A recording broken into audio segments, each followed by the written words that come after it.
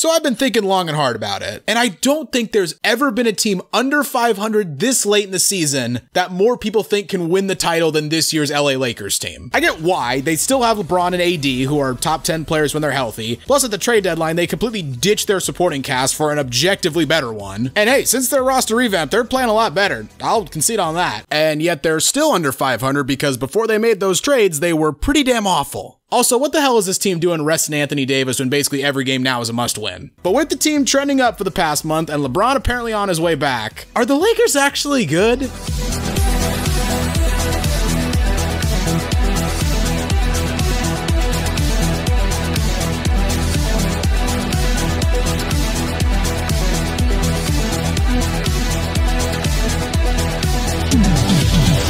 Before we talk Lakers though, consider leaving a like on the video, subscribing to the channel, and hitting that notification bell so you never miss out on one of our videos.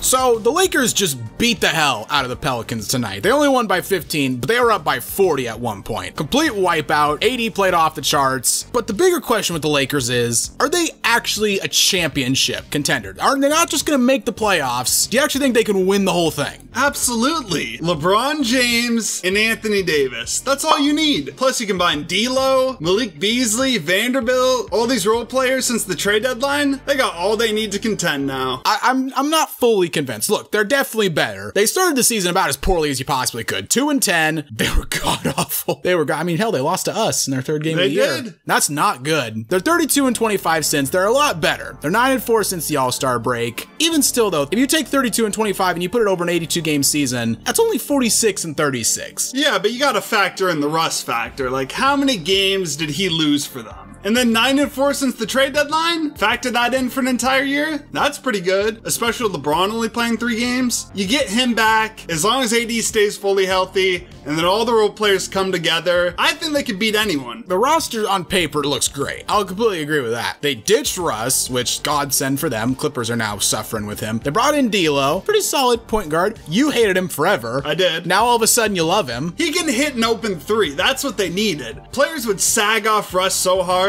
You kick it out to D'Lo for an open 3? Back in that purple and gold with the Lakers? The ice in his veins? It's funny how that works. A guy sucks forever. Then he goes and plays with the Lakers and all of a sudden Ben's eyes just light up. D'Lo, it was an upgrade over Russ for sure. They got Jared Vanderbilt, Malik Beasley, Hachimura. They got better on shooting. They got better at defense. I'll agree with you there. I got some concerns with this team though. One, lack of bigs. They brought in Mo Bamba, but he's done for the year. So now really their only big is Anthony Davis. So when he goes out of the game, if they're playing a team like Denver, they're playing a team like Sacramento, whoever is guarding Jokic or Sabonis is gonna get cooked. That is concerning. There's a huge reliance on Anthony Davis, and he can go down at any second. We know that. So I'll admit that. But small ball Anthony Davis at the 5, we've seen that in the past. That's a great lineup. Let's not skip over Jared Vanderbilt. I love what he does for this roster. Just plays hard, grabs rebounds, hustles. The Lakers needed a guy like that since Caruso left, and I like what he brings to the table. And then D'Lo and Beasley, they cover the shooting. Hachimura can give you some scoring off the bench with Troy Brown. I think it just kind of came together as a complete roster. And give Rob Pelinka Executive of the Year with what he did.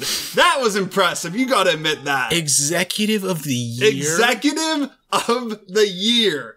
Are you kidding me? Now you've really lost it. He came in with Russ, with a garbage roster, and with 1 first-round pick, 1 future first-round pick. They're still under 500. True, but they're 9-4 since the All-Star break. That's fine. They're still under 500. They're still not even in the playoffs. If this team goes and wins the title, sure, give it to them. But if they get bounced in the first round? That's not his fault. What? As Neil O'Shea used to say, it's not a roster problem.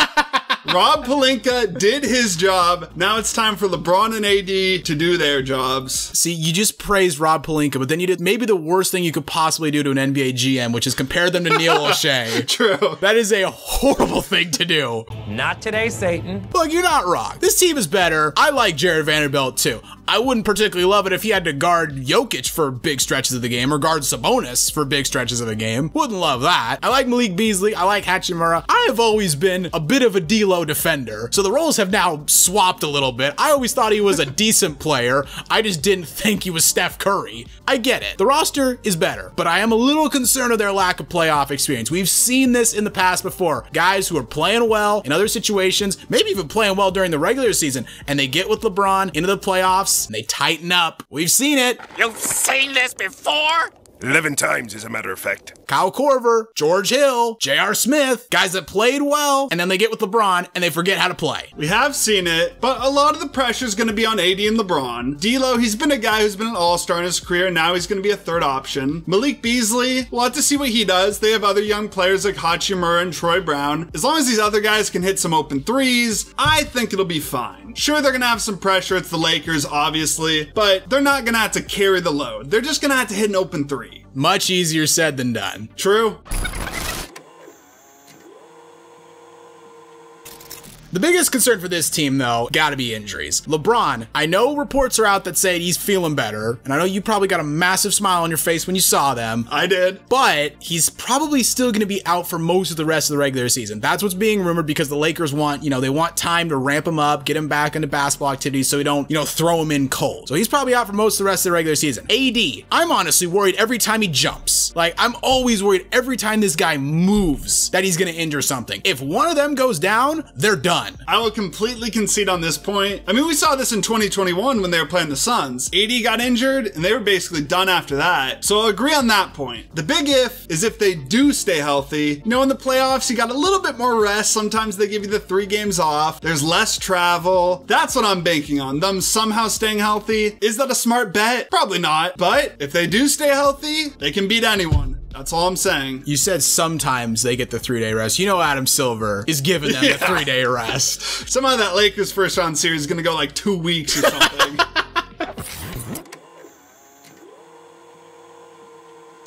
And the other thing, if there was another team like the 2017 Warriors in the West, or even the Rockets back in the days when they had CP3 and Harden, maybe I wouldn't be so confident, but the West is looking shaky this year. The Denver Nuggets have not played well recently. The Grizzlies without Ja and everything going on there. Are you really going to trust the Grizzlies? The Kings haven't played in the playoffs in damn near 2 decades, so I'm not trusting them. The Warriors can't win a game on the road. If there was an all-time team in the West, sure, I wouldn't say the Lakers have a chance, but the West looks completely wide open to me. There's no one uber dominant team where everyone's like, they're the favorite, but there's a bunch of really good teams in the West. Like any team from 1 through 8 theoretically could make it to the conference finals or even the finals. Denver, for all their, inconsistency and for all the Jokic hate because he's going to win a 3rd straight MVP when a lot of people don't think he should, they're good. Sacramento, for their lack of experience, they've been good all year. Best offense in the league. Memphis, even without Ja, they've been good. And when they get him back, they're going to be good. Phoenix, once we get to the playoffs, if KD is back, they're going to be dangerous. Golden State can't win a game on the road to save their life. But if they finish higher than the Lakers in the standings, and maybe if they play them in the play-in, they're going to be playing at home, and the Warriors don't lose a lot of games at home. The Clippers, I'm not buying the Clippers. I'm sorry, I've been sold on them for too long. But after that, you got Dallas, who is going to be scary. Kyrie and Luka could always go off at any point. I named off a solid 6 teams there that could be a tough out for the Lakers in the first round, and that's just the first round. Yeah, every series is going to be tough, but if I'm the Lakers, I kind of like how the seeding is playing out. Let's say they're the 7th or 8th seed. Those top 3 seeds are not very experienced, they're young, and they haven't proven anything in the playoffs. Sure, they've been great during the regular season, but we've seen in the past, regular season record does not always indicate postseason success. So if I'm LeBron and AD, and I'm playing against the Kings or the Grizzlies, I like my odds. I think we're disrespecting the Kings, the Grizzlies, and the Nuggets a little bit too much. These teams are what? All 14 plus games over 500, and all of a sudden the under 500 Lakers are going to come in and beat them in the first round because they had a good February. I feel like we're jumping the gun just a little bit. I think we're giving a little bit too much credit to a team that I think everyone wants to be good and everyone wants to see back in the playoffs. I mean, you've told me so many times, I just want to see LeBron back in the playoffs. Come on. Exactly. I think everyone's so desperately, well, not everyone, but Lakers fans and the media and all them, I think they want so desperately for the Lakers to be back in the playoffs. And I think we're overlooking these teams at the top. I'll agree with the Nuggets and Grizzlies. I'm saying it now, unless the Kings play the Timberwolves, they're a first-round exit. Ooh. They're really good on offense. The disrespect. But defense is what's needing the playoffs. And Sabonis and Fox, I do not trust that duo. Maybe I'm wrong. We'll see in a couple months. But I think they're a first-round exit unless they play the Timberwolves. Mike Brown. Sorry. Mike Brown is going to draw up a defensive masterclass. No, yeah, you're going to eat your words. I'll believe it when I see it. Mike Brown, coach of the year. Easy. I'll give you that. Regular season coach of the year. Playoff time, it's a whole different beast. I'm going to be laughing my ass off, sipping on a Coke Zero Cherry, watching them take down the Lakers in 5 games. And I'll be sipping on a Sprite Zero back when LeBron was on the ads, when the Lakers beat them in 4. In 4? They go into Sacramento, win the first 2, and then they take care of it in 4. This man is delusional. Probably. Let's just point that out. That's the video, guys. Are you buying into the Lakers as a championship contender? Let me know in the comments down below. If you enjoyed the video, make sure you drop it a like, as it really does help us out. And hey, if you enjoy basketball content, why not check out some of our other videos as well? And don't forget to subscribe to Synthetic Sports.